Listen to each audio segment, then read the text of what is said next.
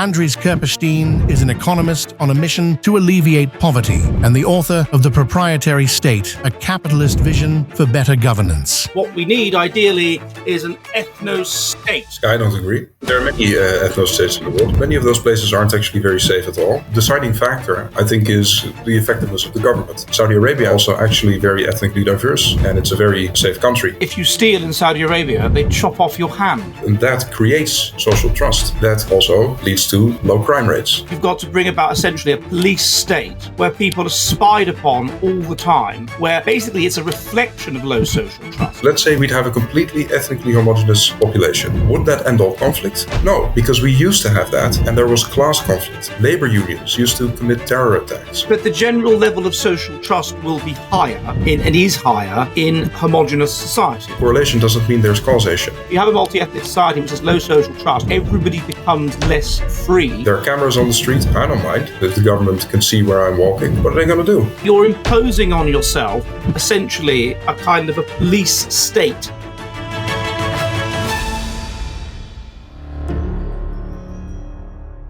Hello, and welcome to the Jolly Heretic. Now, as you know, chaps, I do not agree with Karl Popper's idea of the open society. I think that an open society is inclined to be filled with rubbish and to become balkanized, but a closed society is likely to stagnate and not be very good either. What we need is some kind of balance between the two. And I think in general, what we need ideally is an ethnostate, is a state where overwhelmingly it is of one people, one ethnic extended family, because this reduces internal conflict. It militates in favor of ethnocentrism, cooperation, that sort of thing, less crime, and this is a good thing. And I have with me today somebody who doesn't exactly agree, and his name is Andries Kerpestein, and he is an economist trained at the NSE, originally from the Netherlands, and he is the author of a book called The Proprietary State. So, Andries, hello. Hello, Ed. Thanks for having me. It's a pleasure. Where are you from in the Netherlands? I'm from Amsterdam. I grew up in the center, on the canals, and since I was 19, I've mostly lived abroad, so I don't really feel that Dutch anymore. No, well, I was in Amsterdam a year ago, and I can tell you that it's really changed.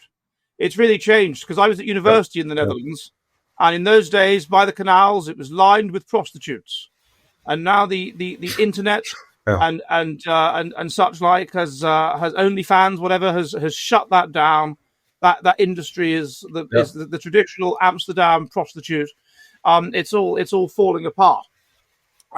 Now, some would say, of course, that the openness, the tolerance of the Netherlands, it's a good thing. Whatever. I don't know that I agree, but my personal view is that what we need overwhelmingly is an ethnostate, a state which is for it to work well is an ethnostate. What we need is an ethnostate, because then you get high social trust. Yeah.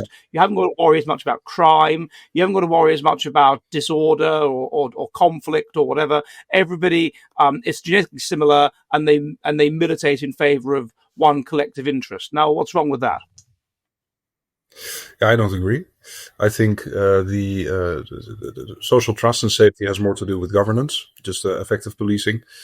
And there are many ethnostates in the world, many places with mostly homogeneous populations, and some of them have small religious minorities or ethnic minorities, and some of them not at all. But many of those places aren't actually very safe at all. Many of those places don't have very high trust at all. And then there's also the factor that in these countries, people of different ethnic groups, they live quite far apart often, and they live in their own cities. Like, for example, in Israel, you have more Arab cities that are virtually almost Arab, but they are Jewish cities. And Israel is actually a very safe country, as opposed to, for example, many African countries with more homogeneous populations. And the deciding factor, I think, is the effectiveness of the government. And Singapore is a good example. Dubai is a good example. 1 in 5 people in Dubai, I think, are Emirati. The rest are immigrants. It's one of the safest places on earth. Saudi Arabia is also actually very ethnically diverse. It's had millions of immigrants come from Asia, from Southeast Asia, over the years, and it's a very safe country. There's one anecdote that I heard some years ago in school. I had a social sciences teacher, and he used to do sales in Saudi Arabia for the company he worked for. And at one point, he lost his wallet. He forgot it somewhere outside of a restaurant or somewhere outside. And a day later or hours later, he asked someone, "Should I go to the police? Where should I look for my wallet?" Right. But one of the locals told him, "Just go back to that place, and it will be exactly there." So he went back, Right. and it was completely Saudi empty. Arabia. This is Saudi We know. Arabia. Is it Saudi Arabia? This is Saudi Arabia. So Well, in Finland, as we know, that if you steal in Saudi Arabia, they chop off your hand.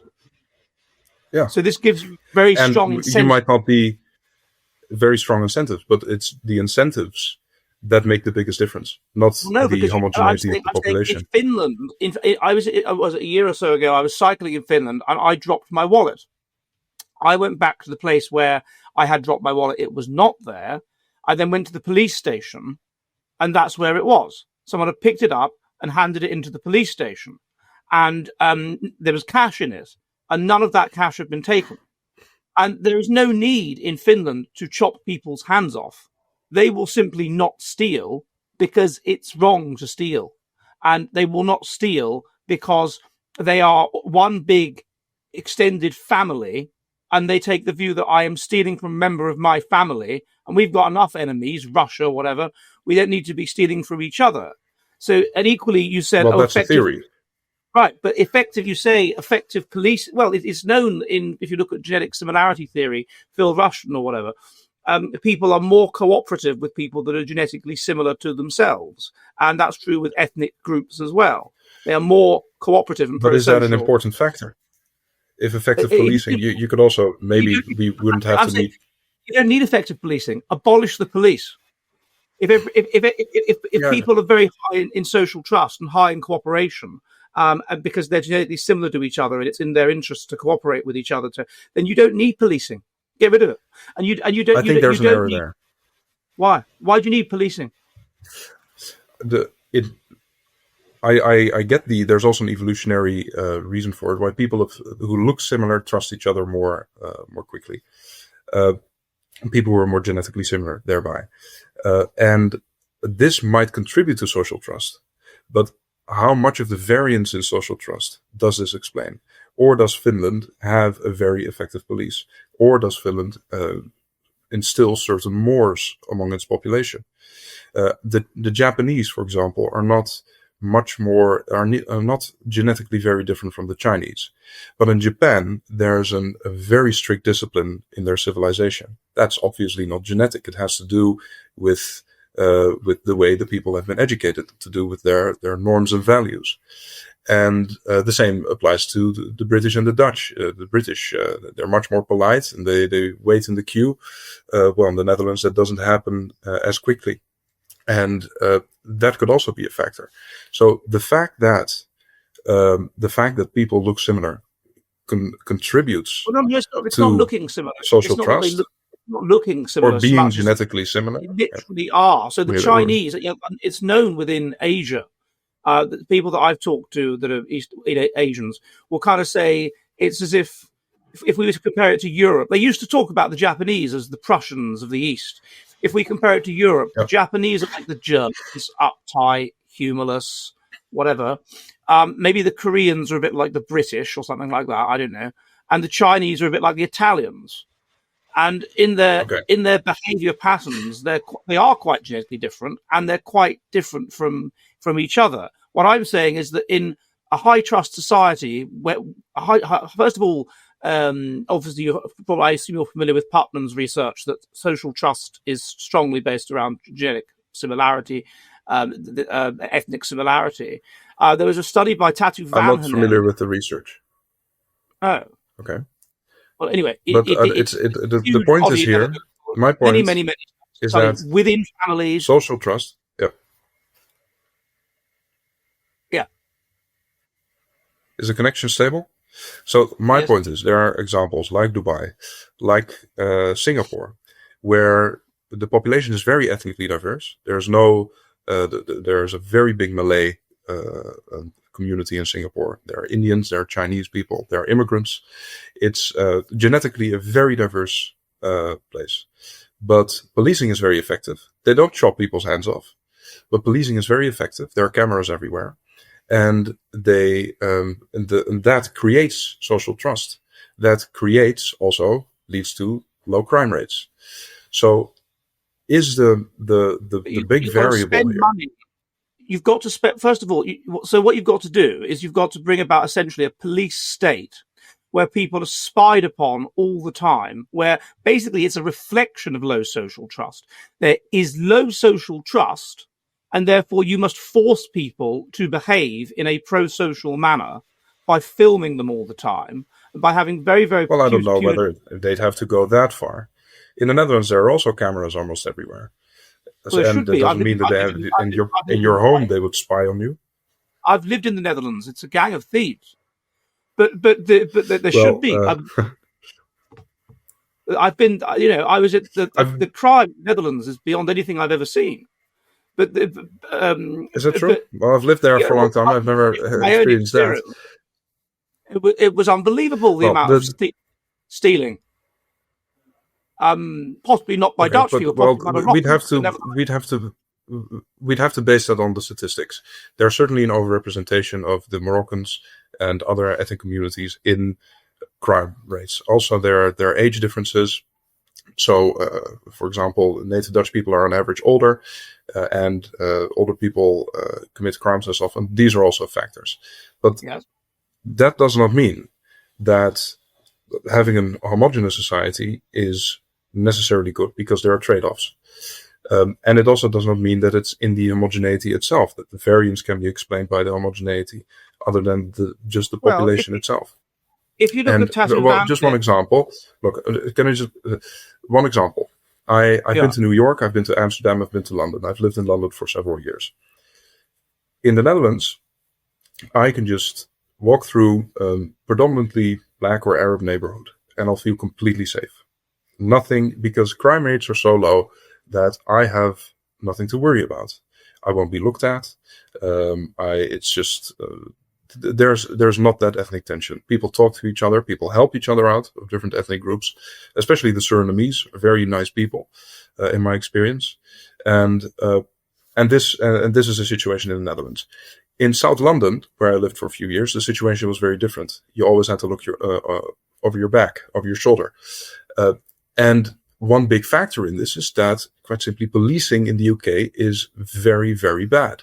There are people who steal bicycles in broad daylight, whereas if I'd run a red light, I'd get a policeman after me to give me a fine, to give me a ticket. So that's also a factor. The police are not effective. A few weeks ago, I was in Italy with my family, and the engagement ring of my sister-in-law was stolen. She had been engaged to my brother had engaged to her just a few days before, and the police came. The burglars had broken into the house and taken cash, jewelry, etc. And the police they said two things that I found very interesting. The first thing they said was, "There's one thing for sure, and that which is it's gypsies, because there are gypsy gangs who are on motorcycles, go through the hills, and they do this to everyone. Has had this happen to him at least one time." But the second thing they told me is that we don't go into the gypsy camps. The police does not go into the gypsy camps. So effectively, the police has no oversight, no control over those communities. Is it the fact that they are gypsies? Yes. I don't know. But at least policing, but at least some of the variance has to be explained by policing. And maybe policing can be made so effective by better incentives, more cameras on the road, that the whole variable of ethnicity or age or the overrepresentation of men in crime, that all of those things don't matter. But and I think that's true, because in Singapore, that is the case. Fine, but what's the Crime point is of so it? low in Singapore. You're imposing on yourself essentially a kind of a police state where you don't No, it's need not a to police do. state. The police would Well, not be in yes, there control. shouldn't be police. The police would just be better, more No, effective. I shouldn't be menaced by cameras filming me in public places, by police officers, by people stopping me or whatever. I want to live in a high trust society. Like I was in Sointela near Canada. It's an island off Canada. Yeah. There's no police there. There's no police because there's no crime because they police themselves. Okay. There's no crime. Well, So look. if there is crime, they go to the mainland. If you look at the study by Tatu Vandener in Ethnic Interests, he shows that there's essentially it was something like 66% of the difference between ethnic conflict in different countries is based around ethnic diversity. Ethnic diversity leads to ethnic conflict. So the solution to avoid ethnic conflict It's a requirement for ethnic have conflict. ethnic diversity. You don't get rid of the ethnic diversity. You get rid of the ethnic conflict. I don't think so. Or you need a government that keeps the ethnic groups from fighting each other. In the 1960s, Singapore had very heavy race riots, but now they're thriving together. Now they live in harmony. It's the government that puts a stop to this. And if we wouldn't have ethnic conflict, let's say we'd have a completely ethnically homogeneous population, then would that end all conflict? No. Because we used to have that, and there was class conflict. Labor unions used to commit terror attacks. Communist terror organizations used to plant bombs. People had conflict over other things too. And I think that in a democracy, in a democratic society with a democratic system, if there's an ethnically homogeneous population, politicians will still try to rally certain groups in their society, subgroups, based on income, for example, against each other. They would put them up against each other because that's how you get votes. You present another group of people as a problem, and you present some plan of yours as a solution, which is taxing the rich, whatever. So it's the nature of our political system that encourages strife between groups, ethnic groups, class, social classes, etc. And when there are ethnic differences, they will focus on that. If there are no ethnic differences, they'll focus on something else. I never have any time. I'm extremely disorganised. Things basically overwhelm me. I don't know why this is. It's probably some sort of genetic thing. I'm basically present-oriented, a fast life history strategist. I really should find out more. And in order to do so, I should probably read this book, Blueprint by Robert Plomin. It's a fantastic book, and it looks at the genetics of our psychology, the genetic reasons why we have the kind of personalities we have, why we have the kind of intelligence we have. Maybe that would help me make sense of why I'm like I am. I should read that book. But the problem is, as we've established, I never have any time. So I don't really see how I can read it. Or so I thought, until I discovered Legion.com. What Legion.com does is it takes the most base and interesting books, including Blueprint by Robert Plomin, and it summarises them into just 25 minutes, and then it allows you to listen to those books. That's my problem solved. Legion.com. And if you sign up today with the code TJH, then you will get 10% off. Legion.com. All the base knowledge from your phone straight into your brains. But the general level of social trust will be higher and is higher in homogenous societies. That's just an undeniable fact. And not only that, but there's two reasons for that. One is that there is conflict between the ethnic groups once you have two ethnic groups. But the other is there is conflict within within, let's say, the whites. Social trust goes down in a multicultural society, presumably because people fear that their fellow countrymen will collaborate against them with the foreigners, which they do. I mean, that's basically the raison. That's basically just the raison d'être of the left. In a lot of but Western let's say countries. that's true. Let's say that's true. Because I haven't seen the research, I don't exclude that. I'm not saying it's not true. It's a factor in that homogeneity contributes to social trust. But then there's another factor, which then there are trade-offs. If you want to optimize for social trust, you have to compromise on other things. You have to compromise on high-skilled immigration. You have to compromise on, which is very important for certain industries, especially the ones that make the most money and bring the most important innovations. You have to compromise on those things. So for immigration does have economic benefits, and so that is one factor. And if it is possible through effective policing, better surveillance, maybe not too much surveillance, but especially better incentives for the police, because I think that's an important factor. The police just don't work very hard because they don't have the right incentives. They just get paid anyway, regardless of how many criminals they catch. Through better incentives for the police and better tech, maybe better surveillance. I don't think that's actually a very big factor. But through better policing, you can bring crime rates down so much, and maybe higher penalties.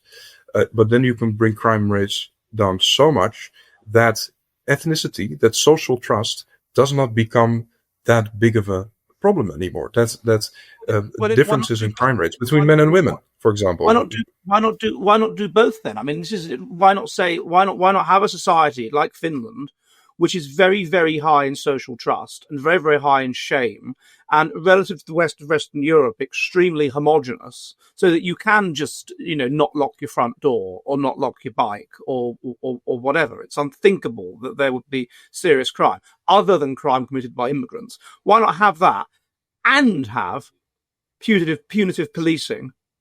Then you can essentially pretty much abolish crime.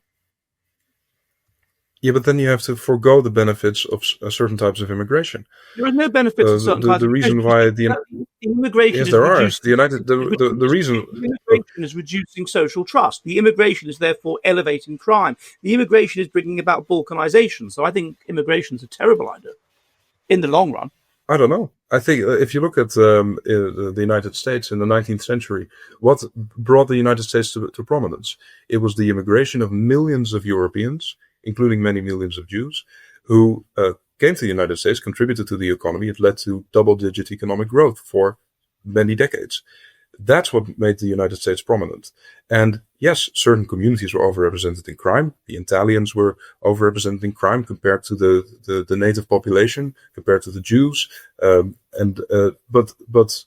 that was simply the benefits outweighed the costs. And the second thing is that sorry, I forgot my point. But that's an important point. The benefits of immigration, you're giving America as the example. But if you look at like Utah, or look at the places that are actually safe in America, they're not only overwhelmingly white, they're overwhelmingly British. They're ethnically homogenous. Okay. Yeah. That may be true. But policing is also just very bad in the big cities on the coast. So there's a correlation there, but the correlation doesn't mean there's causation. So there are also Korean communities, and people in general are in the US. They live with their own ethnic communities. I don't see how the policing. One of the things that you notice that is the difference between the police in the UK and the police in America is that traditionally the police in the UK is based around trust. They don't even have guns, or at least until recently they didn't have guns. And in America, policing, I would say precisely because it's a multi-ethnic society and people don't trust each other, policing has always been extremely heavy-handed. And but also they have because everyone is a potential gun holder there. They do have guns among the populations. Every fool has a gun there, or can buy a gun. We had guns among the population until the 90s. But of course, look, we have guns too in the Netherlands. My family has guns, but we have them on a permit. Because people in my family, they hunt, but people can have guns. But if every single person can buy a gun in the Walmart, and especially the bad apples will buy them, then that changes police protocols. Of course, you can't have a soft-handed approach as a police. If you're the police, if people among the population have guns. To give you an example, they have to have signs in America, and they already had them years back, that say things like "no loitering." Now, in Britain, we do not have signs like that. And in Finland, we do not have signs like that because people don't loiter. Yeah. And there's a certain kind of person of a certain racial background that loiters. And so once those people start coming to the society, you basically have to make the society less free. You have to make it so that it's a problem for anyone, even with quite legitimate reasons, to just stand around. If you have a multi-ethnic society which has low social trust, everybody becomes less free so that you can police the antisocial foreign element within your own society, because certain ethnic groups are more likely to commit crime and more likely to be antisocial, and these are exactly the Okay. kind of people that are reported. Look, that's an argument, but you have to really get specific of what is then the trade-off in practice. What do we have to suffer in order to make in a heterogeneous society with all its benefits, because it does have economic benefits. I don't know in any ethnically homogeneous place where I could do this, have the same opportunities as I have in the more diverse places like London, Paris, New York, etc. There, it does. That's just a trade-off. But let's say that's true. What exactly would we have to suffer for that? That sometimes we get checked by the police for whether we carry knives. That sometimes they would stop us over to check our car whether we have guns or drugs on us. If crime rates are naturally higher, then we might just have to accept that. But to me, that's not a big problem. It just in practical terms, they check you. There are cameras on the street. I don't mind if the government can see where I'm walking. What are they going to do? It's not my bedroom. No, but the idea it infringes on an Englishman's liberty, and which we always have. Liberty, but what liberty? The liberty not to be seen by bureaucrats. Yes. I don't think that's an important liberty. It's spying on people. The police can see you on the street. It's a surveillance state, and moreover, you go back to if you look at countries even now that have said no to immigration. Google knows where your phone is, right? Google knows where your phone is. That's how Google. Well, in my ideal world, that would be a criminal offence. But if you go back to societies now that don't have much immigration, that are basically overwhelmingly white, like Slovenia. Yeah. They are not. I can't see how they are suffering economically as a consequence of this. I mean, I can't see what has immigration given Finland, suffering, but they're foregoing certain benefits. Extremely lazy people who can't be bothered to cook, to order takeaways to be brought to their houses by Somalis on bicycles. I can see nothing else that it's brought. Well, and I like the exchange that. is women in Oulu. Cheap taxis, cheap food deliveries. Where are these cheap taxis? We don't have cheap taxis here. Well, I do have them here. You shouldn't have ceteris paribus. They're cheaper. Having food but look, deliveries. Cheap taxis is a good example. But can I just make one little remark about cheap taxis? It's a very good example. If you have low-skilled immigration, and I'm not definitely, I don't think we should just let everyone in who's low-skilled. I'm just saying there's a benefit, which is ceteris paribus. You'll have cheaper taxi rides, but a very important factor is local taxi cartels, which are local taxi monopolies. That's what makes taxi so expensive in London. Wages are very high. Food deliveries are very cheap. And the people who wash your car, they barely get paid. But taxis are very expensive. Why is that? Because the government does not do what it's supposed to do. We can't get those benefits if the governance of our society isn't good. If there's corruption, if there are special interests whose interests get precedence over us, that is a big factor. If those conditions wouldn't be there, you'd like Dubai. Things are quite cheap there, considering what people make. Compared to what people make on average in Dubai, things are quite cheap. Why? Because the government has no interest in giving anyone a monopoly. That would only increase its cost of living and make its jurisdiction less attractive to the people who move there, and thereby depress the land values, which they make their money on. So the policy is much more important. And there is one good argument that I see people make, is that immigration changes policy. Immigrants take their culture, their beliefs from their societies. And in some societies, there's much more socialism. There's much more people vote along ethnic lines. That's true. I agree on that. But that's one of the reasons why I've written The Proprietary State. which is that we should have governments that have shareholders instead of voters. And then all these problems, we wouldn't have them. We'd have governance, the governance we prefer. And if you would then prefer to live among people who are of your ethnicity or for example, your sex, I can imagine that some women just want to live among other women because that eliminates 98% of crime. Then a government has an interest to create a place exactly, and if there is enough demand from others, to create a place exactly like you want it. Because then you prefer to stay there more, then you're willing to pay more in taxes in order to stay there. If the government itself is a for-profit corporation, this will be provided to the people. Or, for example, Jewish people who prefer to live with Jews, Muslims who prefer to live with Muslims, etc. Or Africans who prefer to live with Africans because they have their insider jokes and they just get along with each other better. Those are all things that make people prefer to be with their own ethnic and religious groups. I suppose you could call, in many ways, a government a kind of protection racket. And in some ways, very much like a protection racket, in that it says you will pay me for protection or you will be punished.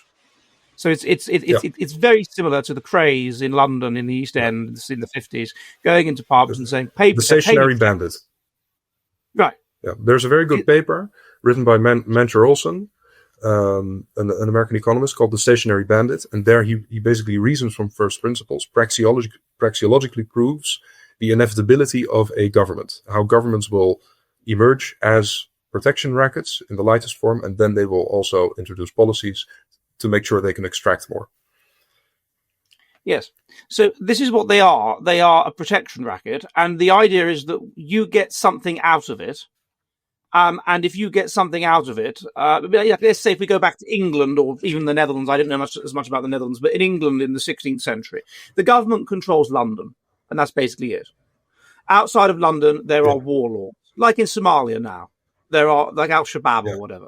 There are warlords. And you pay protection or you fight when asked for that warlord, and in return, when someone tries to get onto your land and steal it or whatever, he helps you out. And equally, it corrupts the whole system. If you're in his clan, then and you go on trial, he will go in there and bribe the judge or whatever, get you out of it. That's the protection. Now, so a government, as far as I can see, is basically a protection racket. So in which don't we all have a kind of a share already in what's going on? And if they're too crap, then that government gets overthrown in a revolution and its leaders get killed. Or it gets voted out in the way in our systems, in the democratic system. But here's the problem. The government does hold the guns. So it's very difficult, especially in the modern times, to overthrow a government militarily. I don't believe in revolutions anymore. They don't exist. The uprisings we call revolts, like the Syrian civil war, was just a proxy war between different regional powers. There is no such thing as revolutions anymore because we've moved way beyond the age of muskets and bayonets long ago, and now we're in the age of tanks and drones, and we're not going to win that battle. So the way we make sure a government gets overthrown is by voting them out if they don't do what we want. But there are problems in this system, which is that all of us only have one voting right, and millions of others vote, which is that nobody has an interest to really dive deeply into government affairs, into the government finances, and so there's a lot of rational ignorance. The second factor is that everyone gets the right to vote, regardless of how smart they are, regardless of how knowledgeable they are about governance. And this stands in stark contrast to how corporations function, which is that the people who own the most shares tend to be the most accomplished, successful entrepreneurs and investors. So the people who have a better understanding are more successful and have a bigger say in things in that system. But in our system, that's not true. So we don't dive into the facts. We're not knowledgeable enough to judge policies well. And as a result, there's a lot of corruption. There's bureaucracy. there's a lot of ideological policy making.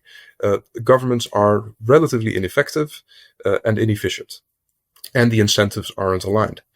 Because a politician, an elected politician, has an interest to extract as much value as possible from his position, so corruption, and to get re-elected so he can do it again. But a monarch, for example, a monarch has an interest because monarchs get part of the financial gains, to maximize the present value of all profits that he can get from the government, to make people as productive as possible, to make the place as safe as possible such that people don't leave. This sounds very, very similar to what Thomas Hobbes argued. Yeah, Thomas Hobbes and Hans Hermann Hoppe wrote a book years ago, Democracy, the God That Failed. He made similar arguments. But I think there's an even better system, which is proprietary governance. So instead of a monarch, we have shareholders. Because a monarch has a succession problem. What if the next monarch just turns out to be an idiot or a radical or whatever? But in proprietary governance, in a proprietary system, the shares end up in the hands of competent investors. That's how the capitalist system works. So the most competent people will be at the helm, and they will pursue profit. And if you make the right institutions, if there's a separation of powers in the constitution, the shareholders just can't just do what they want, but they're limited in their conduct, then these jurisdictions will compete with each other. Then you will just go to the competitor. And especially nowadays, you can just take a plane and move to another country. Right, that's interesting. Now you're moving beyond this nonsense about how it's good to have takeaway food, even though we've got the recipes ourselves, and immigration, all this crap. That's quite interesting. So if you look at South Africa, increasingly there is no government. You can't rely on the police. It's just in the air. It's just Wild West. And the consequence has been the rise of protection rackets. They call themselves private security companies. They are protection rackets. The police are too incompetent and corrupt to do anything about them, even though they could, but they don't. So the result is that the biggest one is run by a guy who used to be a South Africa international rugby player, Afrikaans guy. I forget his name.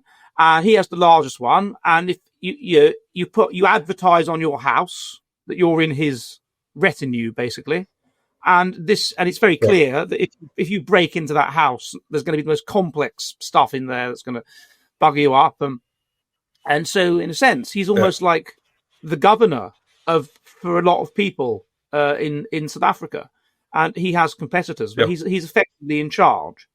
So that works seemingly as long as the government remains weak. It works seemingly. There's a problem, which is that there's a sort of a valley of death between such an organization becoming an actual government with an administration, with competent policy making, competent policymakers, and the ability to invest in large infrastructure projects, etc. And between the opposite, which is just a private protection racket. So when it is possible that such an organization would grow into a proper government, but then also it wouldn't have the checks and balances and the institutions necessary to make the system work well. Because whereas the baker and the butcher and the supermarket can't force people to be their customers, a government can. And because they hold the guns. So you need institutions within this organization, like a separation of powers and the constitution and all of that, to make sure the system actually does serve the people well. So even though it's better for people to be under such an organization than the completely incompetent failed state that South Africa has, it's still not ideal. It still carries risks, and it's still not necessarily efficient. Also because they tend to eventually fight their competitors, and then their success depends on basically military success and not commercial success. And this also becomes a factor. So they shouldn't be able to or shouldn't have an incentive to actually fight the competitors militarily.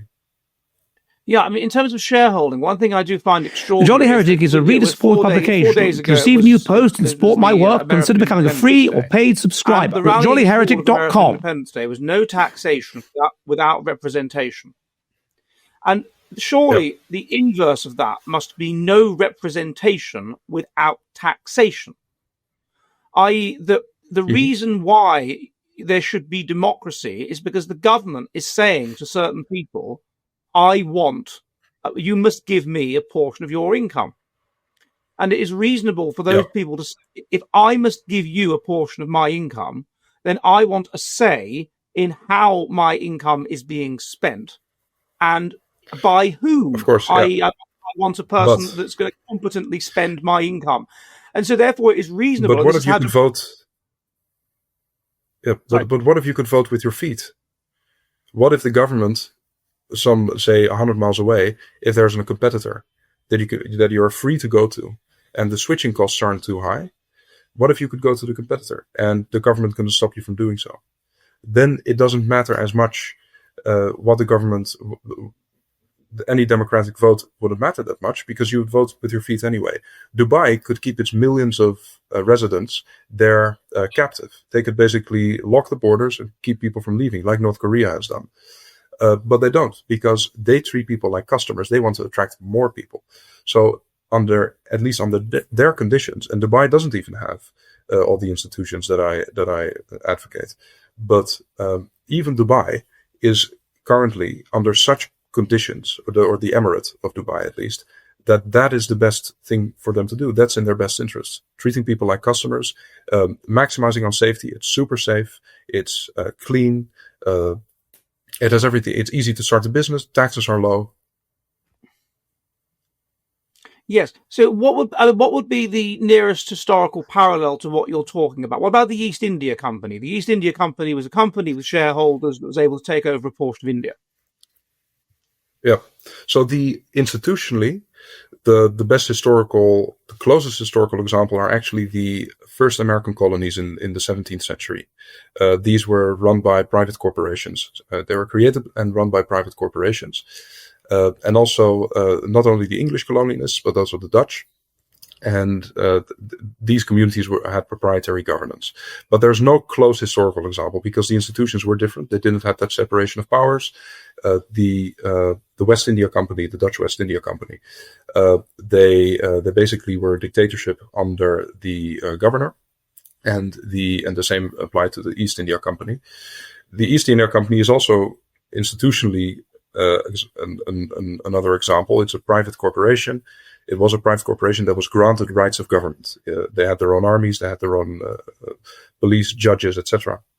But its conditions and objectives were very different. So they used these rights of government to secure a trading monopoly. They didn't get involved in the local governance of the East Indies. That was left to local rulers. But they simply wanted to extract as much wealth as possible, to buy spices for the lowest price possible, and to secure a monopoly on those spices to keep the Portuguese out and other contenders. Those were very different conditions, and these corporations didn't have a separation of powers. They didn't have a constitution for the people they governed, or any rights enshrined in any constitution. They didn't have any of the institutions that I think are necessary to make this go well. But there are very good examples of what would happen if you don't make these institutions. If you don't create these institutions, then people will be treated like cattle, not like customers. And so those are institutionally the best examples. But when you want to look at the governance that we can expect, I think Dubai is the best example right now. Dubai and maybe to an extent Saudi Arabia and Bahrain, but especially Dubai is a very good example of how a proprietary government would govern today. Actually, the closest example, which is off the radar of most people, is Prospera on Roatan in Honduras. They are actually the first official sort of semi-proprietary jurisdiction in hundreds of years. So they have a special economic zone that they govern, or at least they have a very large say in the governance of that zone. And so de facto, at least currently, they can make the rules.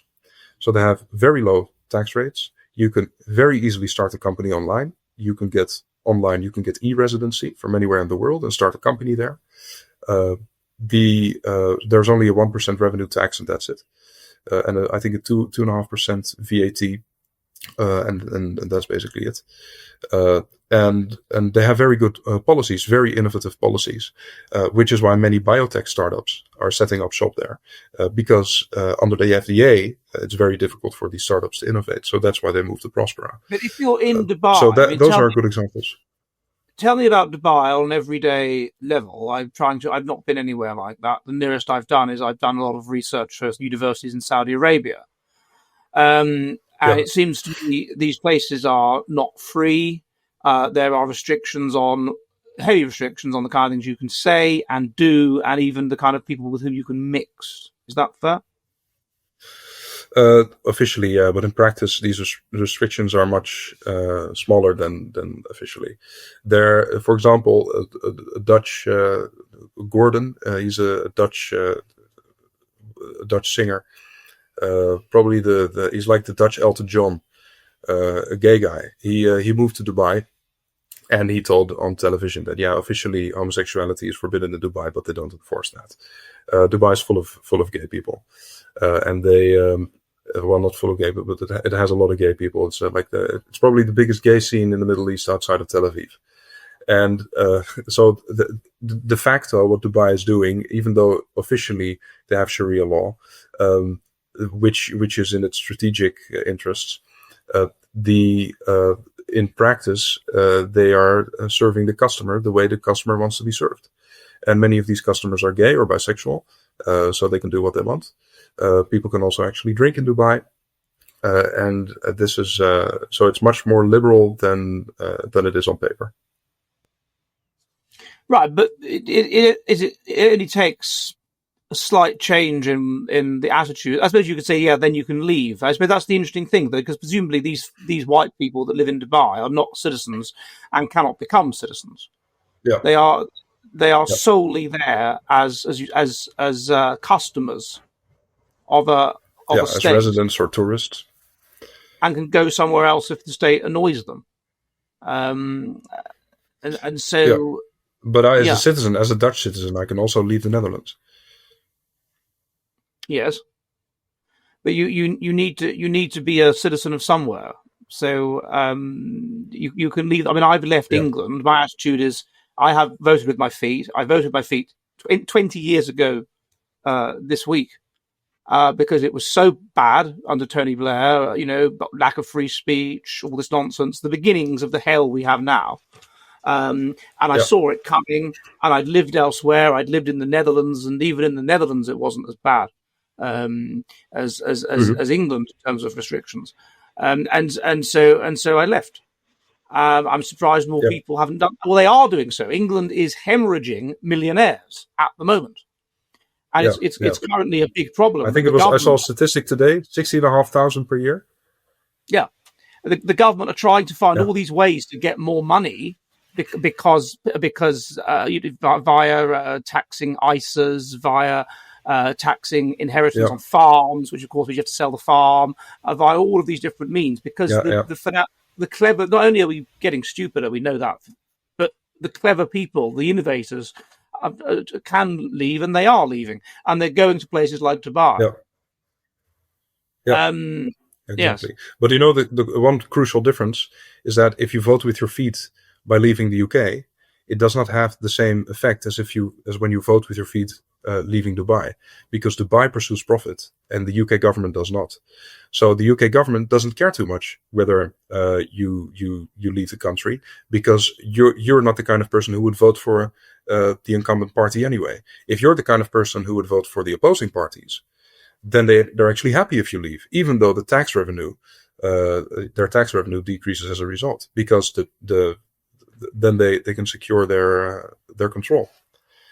They'd rather take in unskilled and immigrants and people who Sunni Muslims from Pakistan, etc., because these are very loyal voter bases. Instead of attracting high-skilled immigrants, high earners from Dubai or the US or other countries, those are not going to vote for the Labour Party.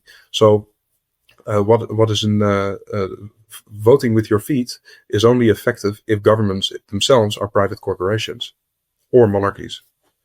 Well, presumably, though, if you get too big an exodus of talent and you make up for it by low-level people, then eventually you get a society that is so chaotic that it invites a massive backlash of the right of the opposition, and it creates eventually such chaos that you have almost like a low level civil war, and the society collapses into de facto enclaves. Yeah, but this is something that would happen on the long term, and the incumbent politicians, their interest is to look one election cycle ahead or 2 election cycles. But that's a process that could happen over many decades. But by that time, they've already extracted their part of the public wealth. They've already benefited from having their positions, and then they can jump the ship.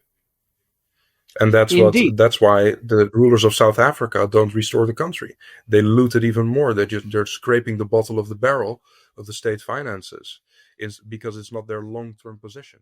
They only have custody over the state. Are you ready for the future of the West?